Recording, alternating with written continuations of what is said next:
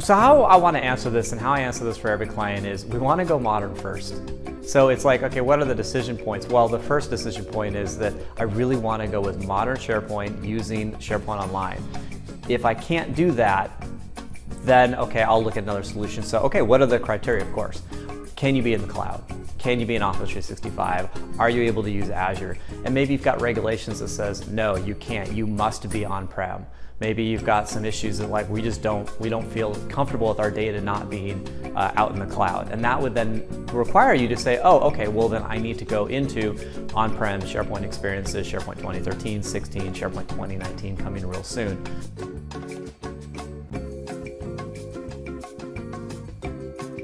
All right, so SharePoint 2016, this was our first like truly cloud-inspired version of on-prem SharePoint. That's the way that I like to look at it.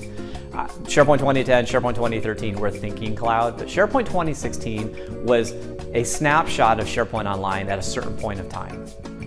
This is good. It means we're really getting Microsoft's experience of these cloud experiences of SharePoint directly into the on-prem software that we're able to install on our own servers. The other thing that SharePoint 2016 provides is starting to provide some of the modern experiences, and with one of the feature packs, you even get SharePoint Framework web parts. These are some really cool things, and SharePoint 2013 doesn't have any of that stuff.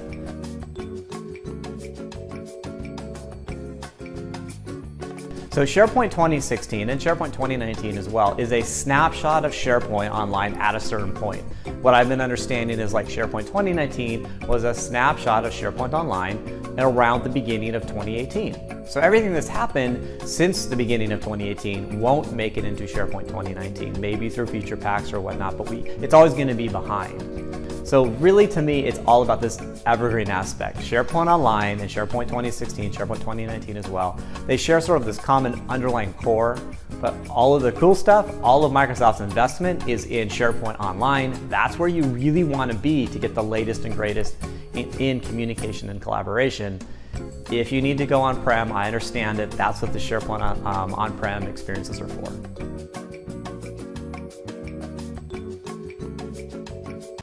Basically what hybrid means is you've got some aspect of your collaboration and communication Microsoft experience on-prem where you store some of the servers, but then you can use aspects of the cloud, Office 365 components. Maybe you're using Teams, maybe you want to use SharePoint Online for your primary portal, maybe you want to use groups as well. You can use some of those features in the cloud, and you combine the two using some of the approaches that Microsoft provides. I would still rather see you be fully in the cloud. I think you're going to get a lot more value out of that.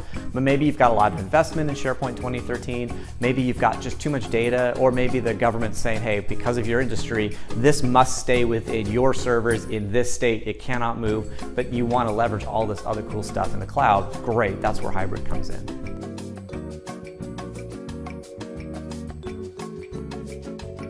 So you'll hear me say modern versus classic all the time, and it is important to know like what is the basics here. Modern experiences, what I mean and what the industry means by modern experiences would be your modern team sites. These are your group-enabled team sites found within SharePoint Online. Your modern experiences also includes communication sites, they include hub sites, they include the new listen libraries, the modern listen libraries, which is really driven currently only in SharePoint Online, although we do get some of that, or we're expecting some of that more in SharePoint 2019 as well. Classic, on the other hand, what I say by classic, what I think most people mean by classic, are your classic team sites. These are your team sites that have existed all the way since SharePoint 2007 and before. These are your general team sites. Classic publishing sites, so a publishing portal. This would be your classic experiences. And it's an older technology.